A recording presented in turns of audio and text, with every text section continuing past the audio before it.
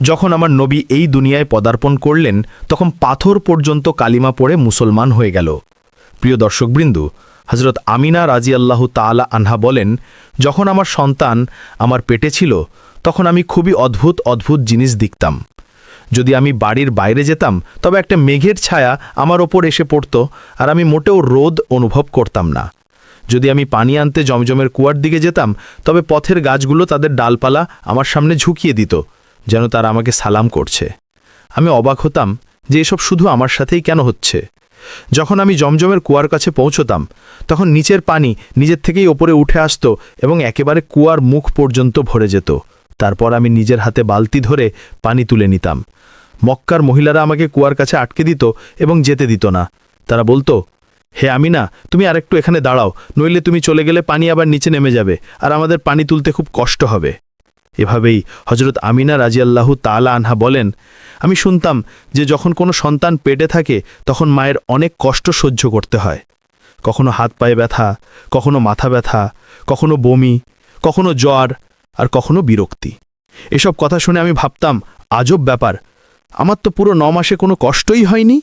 এমনকি যতদিন আমার সন্তান আমার পেটে ছিল আমার মাথা ব্যথাও হয়নি। হজরত আমিনাকে অদ্ভুত অদ্ভুত স্বপ্নও দেখা দিত। তিনি বলেন, যখন আমি রাতে ঘুমাতাম তখন আমি স্বপ্নে দেখতাম যে আমার শরীরের ভেতর থেকে একটা নূর বের হলো আর তা পুরো দুনিয়াকে আলোকিত করে দিল। এসব দেখে আমি নিশ্চিত হয়ে গিয়েছিলাম যে আমার পেটে যে সন্তান আছে সে নিশ্চয়ই কোনো সাধারণ মানুষ নয়। পয়গম্বর হজরত মুহাম্মদ মুস্তাফা সাল্লাল্লাহু আলাইহি ওয়াসাল্লাম যখন তার মা হজরত আমিনা রাজিয়াল্লাহু তাআলা আনহার পেটে ছিলেন তখন একদিন তার দাদি তার দাদাকে ইশারায় ডেকে বললেন, তুমি কি জানো এই পুত্রবধূ আমিনা খুব দামি আতর ব্যবহার করে? আমি তো বিরক্ত হয়ে গেছি, তুমি আমিনা কাছে এ ব্যাপারে জিজ্ঞেস করো। এ কথা শুনে তার দাদা বললেন, এ ব্যাপারে তুমি নিজেই জিজ্ঞেস করতে পারতে, তুমি জিজ্ঞেস করোনি কেন? তখন তার দাদি বললেন, আমি অনেকবার চেষ্টা করেছি, কিন্তু যখনই আমি আমিনার সামনে যাই তখন তার নুরানি চেহারা দেখে চুপ হয়ে যাই। আমিনার চেহারায় এতটাই উজ্জ্বলতা এসেছে যে আমি কিছু জিজ্ঞেস করতেই পারি না, তুমি নিজেই গিয়ে জিজ্ঞেস করো। এ কথা শুনে তার দাদা বললেন, তুমি তো মেয়ে মানুষ, বাড়িতে থাকো, কিন্তু আমি পুরুষ মানুষ, বাইরে যাই। আমি কুরাইশের সর্দার, যারাই আমার সাথে দেখা করে তারা জিজ্ঞেস করে, হে আব্দুল মুত্তালিব, তোমার বাড়ি থেকে আতরের সুগন্ধ কোথার থেকে আসে? আর হ্যাঁ, একটা অদ্ভুত ব্যাপার হলো, এই আতরের সুগন্ধ যেখানে আমিনা যায় সেখান থেকেই আসে। আমিনা যদি রান্নাঘরে যায় তবে সুগন্ধ সেখান থেকে আসে, যদি গোসলখানায় যায় তবে সুগন্ধ সেখান থেকে আসে, যদি বৈঠকখানায় যায় তবে সুগন্ধ সেখান থেকে আসে। আর এটা কোনো সাধারণ আতর নয়, এটা তো ইরাকের নয়, মিশরেরও নয়, এটা তো কোনো বিশেষ আতর। এরপর তার দাদা হজরত আব্দুল মুত্তালিব সাহস করে আমিনাকে ডেকে বললেন, বেটি আমিনা, তুমি কি জানো আমি কুরাইশের সর্দার, আমি খানায় কাবার মুতাওয়াল্লি, আমার অনেক সম্মান। আমি যেখানেই যাই লোকেরা জিজ্ঞেস করে, হে আব্দুল মুত্তালিব, তোমার বাড়ি থেকে আতরের সুগন্ধ কোথার থেকে আসে? বেটি, আমি তো আতর ব্যবহার করি না, তোর মাও আতর ব্যবহার করে না, তুমি এই আতর কোথা থেকে আনো? একথা শুনে হজরত আমিনার চোখে পানি এসে গেল আর তিনি বললেন, আব্বাজান, আমি তোমাকে কি বলবো, আমি সারা জীবন কখনো কোনো আতর ব্যবহার করিনি, আমার ভালো মন্দ আতরের পার্থক্যও জানা নেই, আমি আজ পর্যন্ত কোনো আতর বিক্রেতার কাছ থেকে আতর কিনিনি। কিন্তু আব্বাজান, আমি তোমাকে একটা গোপন কথা বলছি। তারপর হজরত আমিনা তার পেটে হাত রেখে বললেন, আব্বাজান, এসব এই আগত মেহমানের বরকত, তুমি তো শুধু সুগন্ধ অনুভব করেছ, আমি যদি তোমাকে আরও কথা বলি তবে তুমি আমাকে পাগল বলবে। এই সূর্য বারবার আমাকে সালাম করে, এই চাঁদ বারবার আমাকে সালাম করে, আর শুধু তাই নয়, যখন আমি ঘুমাই তখন এমন এমন মহিলারা আমার সামনে দাঁড়ায় যাদেরকে আমি কখনো দেখিনি, তুমিও দেখোনি, তারা আমার উপর হাওয়া করে।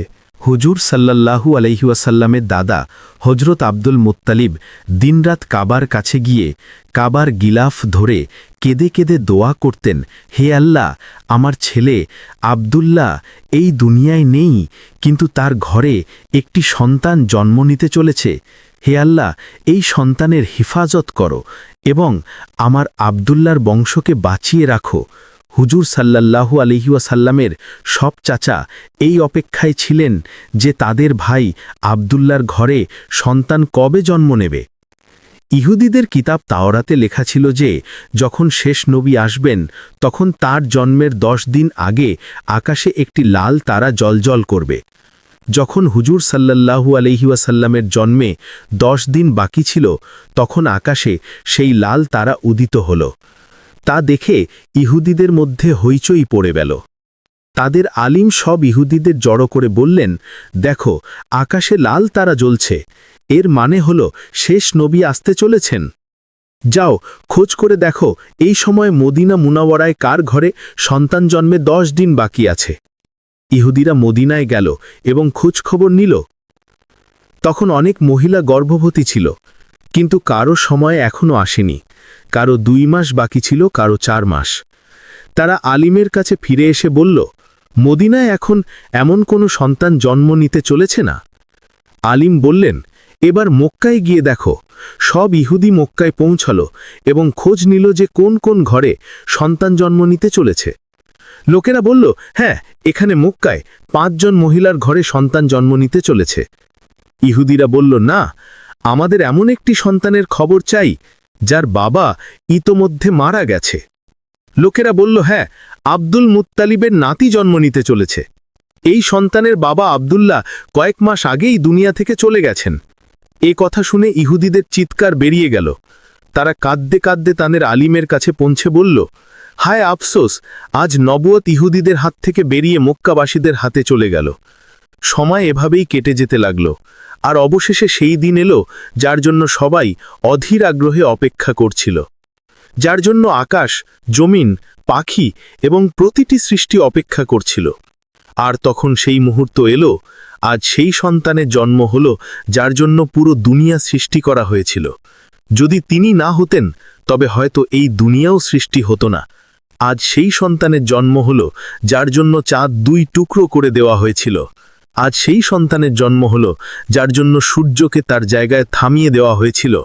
আল্লাহ হুকুম দিয়েছিলেন, হে সূর্য, এখনও অস্ত যাস না, কারণ আমার হাবিব মুহাম্মদ সাল্লাল্লাহু আলাইহি ওয়াসাল্লাম এখনও আসরের নামাজ আদায় করেননি।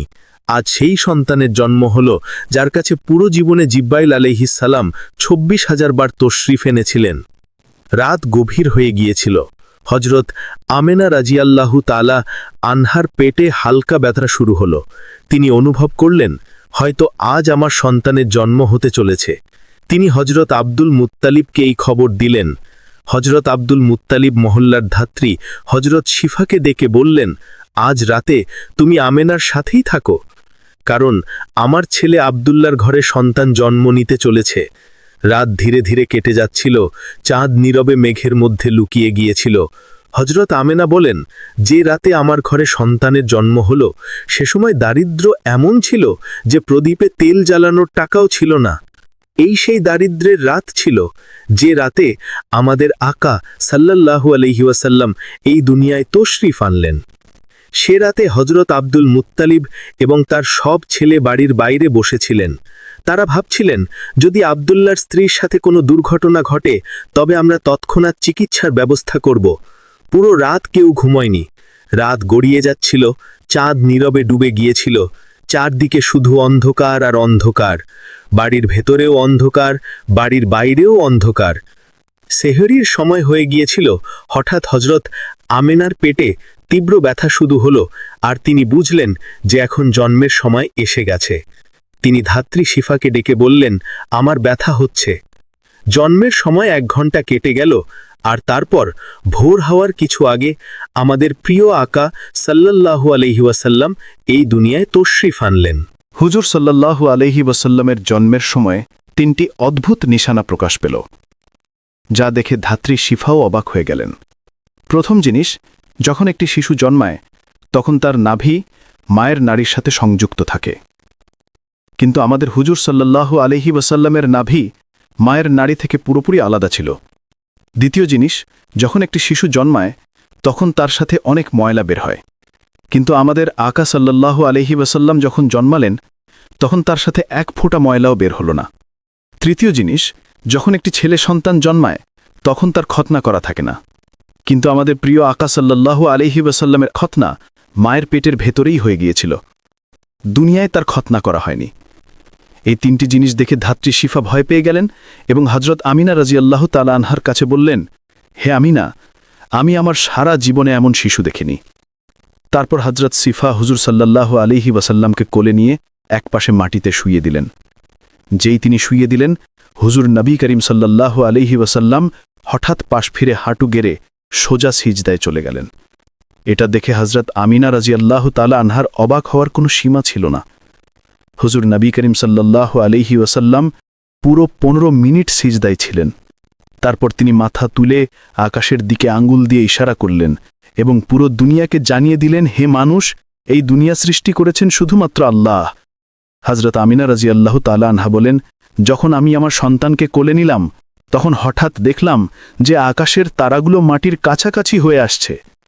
তারপর হঠাৎ একটা মেঘের ছায়া আমার ঘরের ভেতরে এলো, আর আমার কোল থেকে আমার সন্তান সেই মেঘের ছায়ার মধ্যে অদৃশ্য হয়ে গেল। সেই মেঘের ভেতর থেকে একটা আওয়াজ এলো, হে জিব্রাইল আলাইহিসসালাম, এই শিশুকে পুরো দুনিয়ার চক্কর লাগাও, তাকে সব নবীর গুণাবলী দাও, তাকে ইউসুফের সৌন্দর্য দাও, আয়ুবের ধৈর্য দাও, ইব্রাহিমের বন্ধুত্ব দাও এবং দাউদের মিষ্টি কণ্ঠ দাও। হজরত আমিনা রাজিয়াল্লাহু তাআলা আনহা বলেন, কিছুক্ষণ পর সেই মেঘের ছায়া সরে গেল, আর আমি দেখলাম আমার সন্তান আবার আমার কোলে শুয়ে আছে। ভোর হতে চলেছিল। তখন ধাত্রী শিফা বাইরে বেরিয়ে হুজুর সাল্লাল্লাহু আলাইহি ওয়াসাল্লামের দাদা হজরত আব্দুল মুত্তালিবকে সুখবর দিতে গেলেন। তিনি বললেন, হে আব্দুল মুত্তালিব, তোমাকে নাতি মোবারক হোক। এ কথা শুনে সারা রাত জেগে থাকা আব্দুল মুত্তালিবের হুঁশ উড়ে গেল। তিনি এতটাই অবাক হয়েছিলেন যে আমিনার ঘরে এত সুন্দর একটি শিশু জন্ম নিয়েছে। সব চাচাও তাদের ভাতিজাকে দেখে খুব খুশি হলেন। এমনকি যখন আবু লাহাবের দাসী চুয়াইবা গিয়ে আমি লাহাবকে এই সুখবর শোনাল, হে আবু লাহাব, তোমাকে ভাতিজা মুবারক হোক, তখন এ কথা শুনে আবু লাহাব এতটাই খুশি হল যে সে তার দাসী সোয়াইবাকে বলল, যা, আমি আমার ভাতিজার খুশিতে তোকে আজাদ করে দিলাম। হজরত আব্দুল মুত্তালিব খুব বৃদ্ধ হয়ে গিয়েছিলেন, কিন্তু খুশি এতটাই ছিল যে তিনি তার নাতিকে কোলে নিয়ে কাবার দিকে দৌড়ে চললেন। মক্কার সব মানুষও খুশিতে নাড়া দিতে লাগল।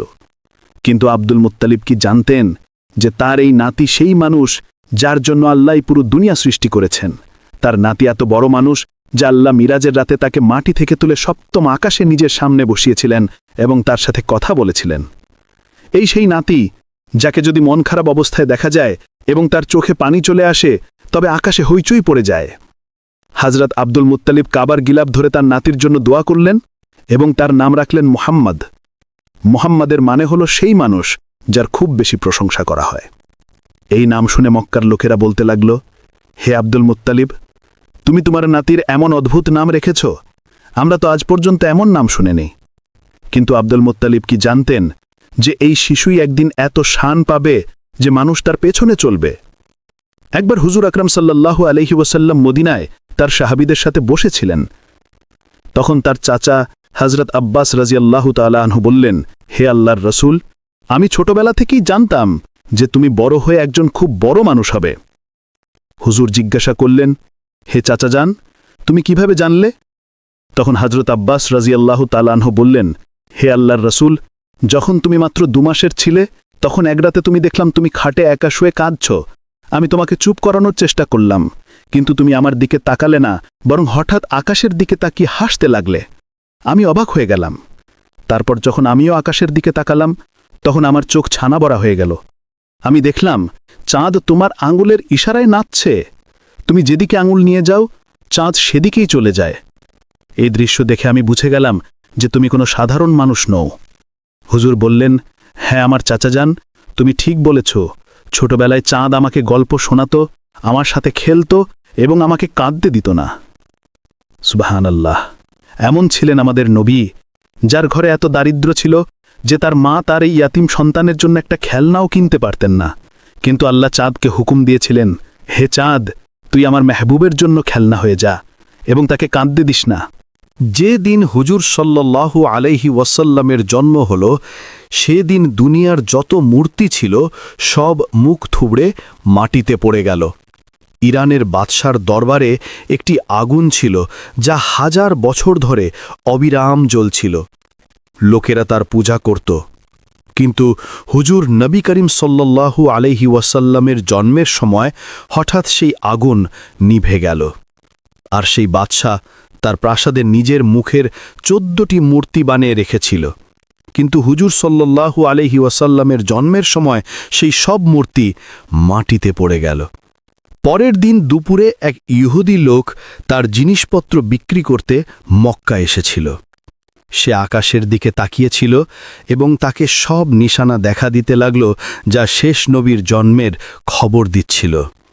সে মক্কাবাসীদের জিজ্ঞেস করল, আজ কারো ঘরে সন্তান জন্মেছে কি? লোকেরা বলল, হ্যাঁ, অমুক অমুক মহিলার ঘরে ছেলে হয়েছে। এ কথা শুনে সেই ইহুদি বলল, না, আমাকে এমন একটি সন্তানের কথা বলো যার বাবা নেই। তখন লোকেরা বলল, হ্যাঁ, আব্দুল মুত্তালিবের নাতি জন্মেছে। তার বাবা আব্দুল্লাহ কয়েক মাস আগেই ইন্তেকাল করেছেন। এ কথা শুনে ইহুদি বলল, আমাকে সেই শিশুকে দেখাও, আমি তাকে নিজের চোখে দেখতে চাই। তারপর সেই ইহুদি হযরত আমিনা রাদিয়াল্লাহু তাআলা আনহার বাড়িতে পৌঁছল। সে হুজুর সাল্লাল্লাহু আলাইহি ওয়াসাল্লামকে তার কোলে নিল।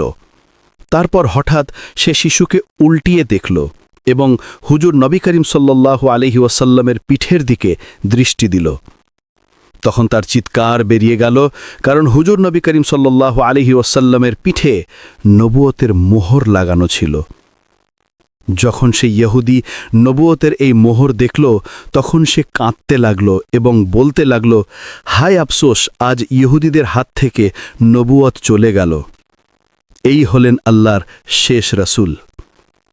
মক্কার লোকেরা, যারা ইতোমধ্যেই হযরত আব্দুল মুত্তালিবের প্রতি মনে মনে হিংসা পোষণ করত, এটা দেখে আরও অবাক হয়ে গেল যে কাহিন আসে সে এদের দরজায় আসে, যে রাহিব আসে সে এদেরই সুখবর দেয়, আর যে আসে সে এদের সম্পর্কেই ভবিষ্যৎবাণী করে চলে যায়। লোকেদের মনে হযরত আব্দুল মুত্তালিব এবং এই শিশুর জন্য হিংসার আগুন জ্বলতে লাগল। মক্কার ভূমিতে শত শত শিশু জন্ম নিয়েছে, কিন্তু কারো সম্পর্কে এমন কথা কখনো শোনা যায়নি। এই হিংসা, যা জন্মের প্রথম মুহূর্ত থেকে শুরু হয়েছিল, পরে ধর্মীয় শত্রুতায় রূপ নিতে চলেছিল। ইহুদি আলিম আবার চিৎকার করে বলল, আমি এই শিশুকে চিনে ফেলেছি, আমি এই শিশুর খোঁজেই মক্কা এসেছিলাম। হযরত আব্দুল মুত্তালিব, যিনি দ্বীনে ইব্রাহিমের উপর প্রতিষ্ঠিত ছিলেন এবং অনেক রহস্য জানতেন, এ কথা শুনে তৎক্ষণাৎ শিশুকে বাড়িতে নিয়ে গেলেন এবং তাকে লুটিয়ে ফেললেন। 4 দিন ধরে পয়গম্বরে ইসলামকে গোপনে রাখা হল। কিন্তু চতুর্থ দিনে আরবের একজন অত্যন্ত পড়াশোনা করা এবং মক্কায় সম্মানের অধিকারী ব্যক্তি, যার নাম ছিল সওয়াদ ইবনে কারিব, তিনি এলেন। মক্কার লোকেরা, যারা ইতোমধ্যেই এই খবরে হিংসার আগুনে জ্বলছিল, তারা জানত যে সওয়াদ ইবনে কারিব মক্কায় অত্যন্ত সম্মানের অধিকারী। যদি তিনি এই শিশু সম্পর্কে কিছু বলেন বা কোনো ভবিষ্যৎবাণী করেন, তবে মক্কারবাসীদের হিংসা আরও বেড়ে যাবে। তাই হযরত আব্দুল মুত্তালিব কঠোর স্বরে বললেন, আমি এই মুহূর্তে আমার নাতিকে কোনো জনসমাবেশে আনতে পারব না। কিন্তু সওয়াদ ইবনে কারিবের অস্থিরতা বাড়ছিল। তিনি অনুরোধ করলেন, তাহলে অন্তত আমাকে সেই শিশুর কাছে পৌঁছে দাও।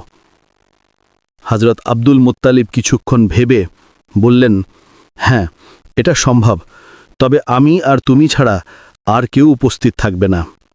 এভাবে তোমার উদ্দেশ্যও পূরণ হবে এবং হিংসার বিষয়ে উঠবে না। তারপর তিনি তাকে সঙ্গে নিয়ে হযরত আমিনার বাড়িতে প্রবেশ করলেন। যেই তারা শিশুর কাছে পৌঁছলেন এবং শিশুর কাপড় সরালেন, তখনই এক অদ্ভুত নূর পুরো ঘরে ছড়িয়ে পড়ল। সওয়াদ ইবনে কারিব, যিনি পড়াশোনা করা এবং জ্ঞানী ব্যক্তি ছিলেন, তিনি বুঝে গেলেন যে এটাই সে নিশানা যার কথা কিতাবে লেখা আছে, শেষ জমানার ইশারা।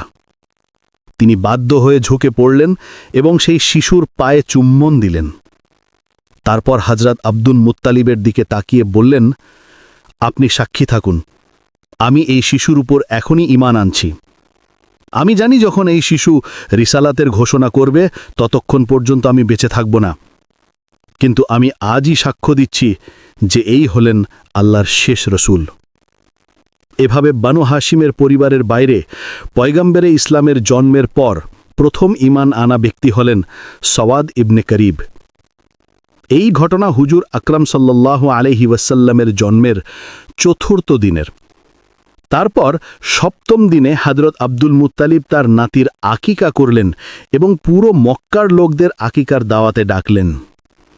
কিন্তু তখন থেকেই কিছু লোক হযরত আব্দুল মুত্তালিবের শত্রু হয়ে গিয়েছিল এবং মনে মনে ভাবছিল যে যদি এই শিশু বড় হয়ে নবুয়তের ঘোষণা করে তবে আমাদের জন্য শুধু ধ্বংসই ধ্বংস।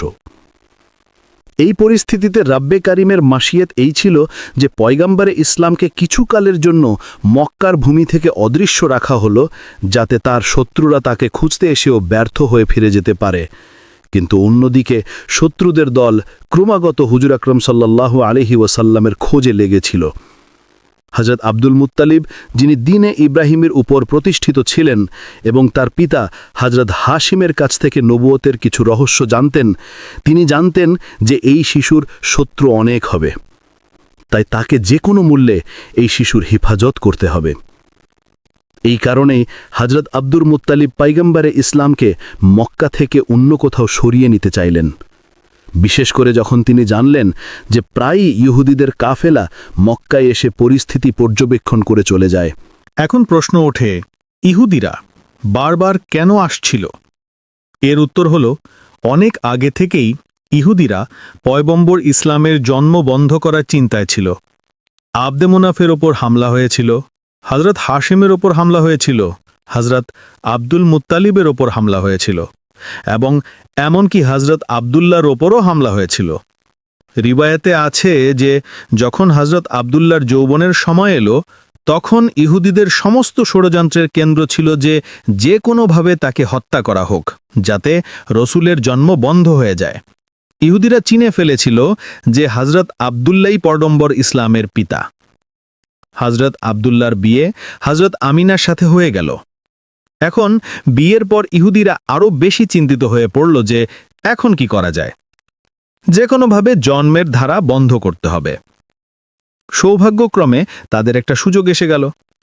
হযরত আব্দুল্লাহ কোনো কাজের সূত্রে মদিনায় গিয়েছিলেন, আর মদিনা ছিল ইহুদিদের ঘাঁটি। রিওয়ায়াত অনুযায়ী মদিনায় হযরত আব্দুল্লাহর উপর হামলা করা হলো এবং তাকে শহীদ করে দেয়া হলো। এখন ইহুদিদের একটা নিশ্চয়তা হলো যে পয়গম্বর ইসলামের পিতা তো শহীদ হয়ে গেছেন। শুধু একটা বিষয় নিশ্চিত করা বাকি ছিল যে হযরত আব্দুল্লাহর ঘরে কোনো সন্তান আছে কিনা। যদি জানা যায় যে তিনি সন্তানহীন ছিলেন, তবে নিশ্চিন্ত ঘরে ফিরে যাবে। কিন্তু যদি জানা যায় যে তার ঘরে কোনো সন্তান আছে, তবে তার হত্যার ব্যবস্থা করতে হবে। এই চিন্তা নিয়েই ইহুদিদের একটি দল বিশেষভাবে এই কাজের জন্য মদিনা থেকে মক্কায় এলো। সেখানে গিয়ে তারা তদন্ত করল এবং যখন জানল যে হযরত আব্দুল্লাহর ইন্তেকাল হয়ে গেছে এবং তার ঘরে কোনো সন্তান নেই, তখন তারা নিশ্চিন্তে দীর্ঘশ্বাস ফেলল। তারপর বেশ আরামে মদিনায় ফিরে গেল। মদিনায় পৌঁছে মদিনা থেকে শাম পর্যন্ত যেখানে যেখানে ইহুদিরা ছড়িয়েছিল, সবাইকে এই সুখবর শোনানো হলো। মোবারক হোক, আমাদের জন্য যে বিপদ ছিল তা দূর হয়ে গেছে। এই খবর পুরো ইহুদি দুনিয়ায় ছড়িয়ে দেয়া হলো। মদিনা থেকে শাম পর্যন্ত উৎসব পালন করা হলো এবং ইহুদিরা খুব নিশ্চিন্ত হয়ে গেল। কিন্তু তারা একটা মৌলিক ভুল করে ফেলল। তারা এটা জেনে নিয়েছিল যে হযরত আব্দুল্লাহর ইন্তেকালের সময় তার ঘরে কোনো সন্তান ছিল না, কিন্তু এটা ভাবতেই ভুলে গেল যে হযরত আমিনা গর্ভবতী কিনা এবং কয়েক মাস পরে একটি সন্তান জন্ম নিতে পারে। এদিকে তাদের দৃষ্টি পড়লই না। তাই নিশ্চিন্তে ঘরে ফিরে গেল যে হযরত আব্দুল্লাহর ঘরে কোনো সন্তান নেই। কিন্তু যখন 12 রাবিউল আউয়ালে অদ্ভুত অদ্ভুত ঘটনা ঘটল, তখন সাধারণ মানুষের কাছে এর পুরো খবর না থাকলেও ইহুদি উলামারা চিন্তিত হয়ে পড়ল। কারণ তারা তাদের কিতাবে পড়েছিল যে এই সব ঘটনা তখনই ঘটবে যখন শেষ রসুলের জন্ম হবে। এখন তারা বিস্মিত হলো, এটা কিভাবে হলো? শেষ রাসূল কিভাবে জন্ম নিলেন যখন আমরা পুরো নিশ্চয়তার সাথে তার পিতাকে হত্যা করেছি এবং আমরা এটাও জেনেছিলাম যে তার ঘরে কোনো সন্তান ছিল না? তাহলে এই রাসূল কোথা থেকে এলেন? তাদের কিতাবে স্পষ্ট লেখা ছিল যে শেষ রাসূল আব্দুল্লাহর ঘরেই জন্ম নেবেন এবং তার সাথে অদ্ভুত অদ্ভুত নিশানা ঘটবে। এখন তারা বিভ্রান্তি আর বিস্ময়ে ডুবে গেল। আব্দুল্লাহর ঘরে তো রাসূল জন্ম নেননি, আর যদি অন্য কারো ঘরে জন্ম নিয়ে থাকেন, তবে এটা আমাদের কিতাবের একেবারে বিপরীত। তৎক্ষণাৎ একটি দল প্রস্তুত করা হলো যাতে মক্কায় গিয়ে তদন্ত করা যায়। যখন এই লোকেরা মক্কায় পৌঁছল তখন পয়গম্বর ইসলামকে মক্কা থেকে হযরত হালিমা সাদিয়ার বাড়িতে সরিয়ে নেওয়া হয়েছিল এবং তার জন্মে 2 মাস কেটে গিয়েছিল। এখন ইহুদিরা চিন্তিত হয়ে খুঁজতে লাগল যে কোন শিশু এমন যে 2 মাস আগে জন্মেছে, কিন্তু কোনো শিশুই চোখে পড়ল না। কারো কাছে জিজ্ঞেস করাও সম্ভব ছিল না, কারণ মক্কায় ইহুদিরা এর আগে 2 বার ষড়যন্ত্র করেছিল। একবার হযরত আব্দুল্লাহর উপর হামলা এবং তারপর হযরত আমিনার সম্পর্কে তদন্ত। তাই এখন মক্কাবাসীরা সতর্ক হয়ে গিয়েছিল। বিশেষ করে বনু হাশেমের খানদান তাদের উপর কঠোর নজর রাখছিল। ইহুদিদের কোনো দল কারো কাছে খোলাখুলি প্রশ্ন করতে পারত না, শুধু এক একটা বাড়ির ওপর নজর রাখত, কিন্তু কোথাও 2 মাসের কোনো শিশু চোখে পড়ল না। ব্যর্থ হয়ে তারা ফিরে গেল। আবার কখনো এলো, কখনো গেল এবং বারবার তদন্ত করল, কিন্তু প্রতিবারই ব্যর্থ হলো, কারণ সে সময় পয়গম্বর ইসলাম মক্কার বাইরে ছিলেন। তারপর যখন নবী করিম 6 বছর বয়সে মক্কায় ফিরলেন, তখন ইহুদিদের একটি দল মক্কায় উপস্থিত ছিল। যখন নবী করিমের বয়স 7 বছর হলো, তখন একদিন সেই দলের নজর তার উপর পড়ল। যেই তাদের নজর এই নিষ্পাপ শিশুর উপর পড়ল, তারা বিস্ময়ে হতভাগ হয়ে গেল। এই শিশুর চলার ধরন, কথা বলার ধরন ঠিক তাই ছিল যা তৌরাতে শেষ নবীর বৈশিষ্ট্য হিসেবে লেখা ছিল। আর সবচেয়ে বিস্ময়কর ব্যাপার ছিল যে এই শিশুর মাথার ওপর সবসময় একটি মেঘের টুকরো ছায়া ফেলে থাকত। ইহুদি আলেম কথাবার্তা শুরু করলেন এবং তৌরাতের কিতাব অনুযায়ী বললেন শেষ নবীর বয়স এই সময় 7 বছর হওয়া উচিত। তারপর নিজেদের মধ্যে ঠিক করল যে যদি এই শিশুই সত্যি শেষ নবী হয়, তবে আমাদের তাকে এই দুনিয়া থেকে সরিয়ে দিতে হবে। তারা তদন্ত করল এবং জানল যে ইহুদিদের একটি দল মক্কায় এসেছিল। তাদের নজর যেই এই যুবকের উপর পড়ল, তারা হতভাগ হয়ে গেল। এই যুবক, যিনি তার দাদা এবং চাচার সাথে হাঁটছিলেন, তার চলার ধরন, কথা বলার ধরন ঠিকটাই ছিল যা তৌরাতের শেষ রাসূলের জন্য লেখা ছিল। তার মাথার উপর মেঘ ছায়া ফেলে থাকত। তিনি যে গাছের কাছ দিয়ে যেতেন তার ডাল ঝুঁকে পড়ত, যে পাথরের কাছে যেতেন পাথর কালিমা পড়তে শুরু করত। আর তিনি যেদিকে যেতেন পথে যদি কোনো বাধা থাকত, তবে তা নিজে থেকেই সরে যেত। ইহুদিদের এটা নিশ্চিত হয়ে গিয়েছিল যে এই শিশু আব্দুল মুত্তালিবের নাতি, কিন্তু তাদের মনে এই ভয়ও ছিল যে আগের মতো আমরা যেন ধোঁকা না খাই। তারা ভাবছিল এমন না হয় যে আমরা এই যুবককে হত্যা করে নিশ্চিন্ত হয়ে যাই আর 20 বছর পর জানা যায় যে রাসূল তা এখনও জীবিত আছেন। তাই এবার তারা শতভাগ নিশ্চিত হতে চাইল যে এই যুবকই আল্লাহর সত্যিকারের পয়গাম্বার। তাদের কিতাবে লেখা ছিল এবং তারা এই বিষয়ে পুরোপুরি জানত যে যিনি আল্লাহর রাসূল হন, প্রথম হন বা শেষ, হারাম খাবার তার গলা দিয়ে নিচে নামতে পারে না, বরং গলা কি তার ঠোঁট পর্যন্ত পৌঁছাতে পারে না। হারাম ছাড়াও রিজিক মুস্তাবা, অর্থাৎ এমন খাবার যার সম্পর্কে স্পষ্ট জানা যায় না যে তা হালাল না হারাম, তাও রাসূলের ঠোঁট স্পর্শ করতে পারে না। তাই তারা একটি অদ্ভুত পরিকল্পনা করল। মক্কায় একজন বিধবা মহিলা থাকত যার নাম ছিল জুবাইদা। সে একটি ছোট মুরগির ফার্ম তৈরি করেছিল এবং মুরগির ডিম বিক্রি করে জীবিকা নির্বাহ করত। যে মুরগির ডিম দিতে পারত না, তাকে সে জবাই করার জন্য বিক্রি করে দিত। ইহুদিরা ভাবল এটা এমন একটি পরীক্ষা যার মাধ্যমে আমরা পুরোপুরি নিশ্চিত হয়ে যাব। রাতের বেলা তারা জুবাইদার বাড়িতে চুরি করে কিছু মুরগি চুরি করে আনল। এখন যে মুরগিগুলো চুরির উদ্দেশ্যে নেওয়া হলো তা তো হারাম রিজিক হয়ে গেল, আর যেগুলো সম্পর্কে তারা ভাবল যে পরে এর দাম পরিশোধ করে দেবে, তা মুস্তাবা রিজিক হলো। সিদ্ধান্ত ছিল যে কারো জিনিস তুলে নেওয়া যদি হারামের পর্যায়ে না পৌঁছায়, তবুও সন্দেহের মধ্যে পড়ে যায়। পরের দিন ইহুদিরা হযরত আব্দুল মুত্তালিবের কাছে গিয়ে তাকে দাওয়াত দিল যে আমরা তোমার গোত্রের জন্য দাওয়াত দিতে চাই, আমাদের এই সম্মান দাও। ইহুদিদের আসল উদ্দেশ্য ছিল পয়গম্বরে ইসলামের পরীক্ষা নেওয়া। তাই তারা হযরত আব্দুল মুত্তালিবকে বলল, তুমি একা দাওয়াতে আসবে না, বরং বনু হাশিমের সব পুরুষ আসবে এবং বিশেষ করে তোমার সব ছেলে এবং নাতি অবশ্যই আসবে। হযরত আব্দুল মুত্তালিব মুচকি হেসে বললেন, তুমি না বললেও আমার শর্ত এটাই হতো, কারণ আমি আমার নাতি ছাড়া কোনো দাওয়াতে অংশ নেই না। ইহুদিদের তো মনে মনে মনের আশা পূরণ হয়ে গেল। তারপর খাবারের আয়োজন করা হলো। তারা মনে মনে আগেই ঠিক করে রেখেছিল যে এই মাংস এবং মুরগি হারাম আর এই অংশ মুস্তাবা।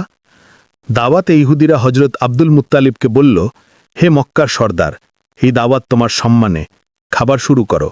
হজরত আব্দুল মুত্তালিব বললেন, না, যতক্ষণ আমার নাতি খাওয়া শুরু না করবে আমরা কেউ খাব না।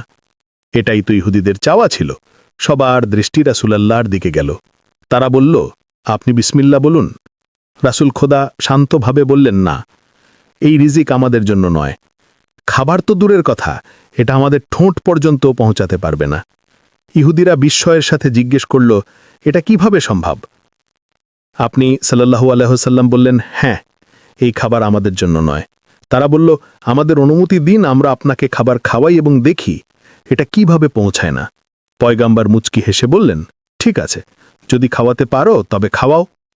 এখন যখন ইহুদিরা রুটি এবং মাংস দিয়ে একটি লোকমা তৈরি করে হুজুরের দিকে এগিয়ে দিল, কিন্তু অদ্ভুত ব্যাপার হলো, যেই লোকমাটি হুজুরের ঠোঁটের কাছে পৌঁছল, তখন মনে হলো কেউ যেন জোর করে তাদের হাত খুলে দিল, আর লোকমাটি দস্তরখানের ওপর পড়ে গেল। একবার, দুবার, এমনকি 10 বার চেষ্টা করা হলো, কিন্তু লোকমাটি হুজুরের ঠোঁটে লাগলই না। কাছে পৌঁছত, কিন্তু হাত নিজে থেকে খুলে যেত এবং নিচে পড়ে যেত। ইহুদিরা বাইরে থেকে চিন্তিত দেখালেও মনে মনে খুশি ছিল যে অর্ধেক নিশানা তো পূরণ হয়ে গেল। এটা হারাম খাবার ছিল। এখন তারা মুস্তাবা খাবার এনে পেশ করল এবং আবার বলল, শুরু করুন। পয়গাম্বার তখনও শান্তভাবে বললেন, এটাও আমাদের জন্য নয়। ইহুদিরা বলল, আমরা খাওয়াই। আপনি বললেন, ঠিক আছে, চেষ্টা করে দেখো। এখন যখন কেউ লোকমা হাতে নিয়ে পয়গাম্বার ইসলামের মুখের কাছে আনত, তখন তা হয় ডান দিকে সরে যেত, নয় বাঁ দিকে, কিন্তু ঠোঁট পর্যন্ত পৌঁছতই না। ইহুদিরা হজরত আব্দুল মুত্তালিবকে বলল, আমরা তো পুরো নিষ্ঠার সাথেই দাওয়াত দিয়েছিলাম, কিন্তু বুঝতে পারছি না এটা কি হচ্ছে। এতে কি কোনো ঐশ্বী রহস্য আছে? হজরত আব্দুল মুত্তালিব এবং পয়গাম্বারে ইসলাম দুজনেই বুঝে গিয়েছিলেন যে ব্যাপারটা কি, কিন্তু বলার সুযোগ ছিল না। বনু হাশিমের পুরো খানদান ঈমান তাদের বাড়িতে ফিরে এলো, আর ইহুদিদের পুরোপুরি নিশ্চিত হয়ে গেল যে এই রাসূল সত্য। তাই এরপর একটি নতুন ধারায় ষড়যন্ত্র শুরু হলো। যদি এই বয়ানটি আপনার পছন্দ হয়ে থাকে, তবে এটি অবশ্যই আপনার বন্ধুদের মধ্যে শেয়ার করুন। আর যদি আপনি চ্যানেলে প্রথমবার এসে থাকেন, তবে চ্যানেলটি সাবস্ক্রাইব করতে ভুলবেন না। আমরা পরবর্তী ভিডিওতে আপনার সাথে আবার দেখা করব। ততক্ষণের জন্য আল্লাহ হাফিজ।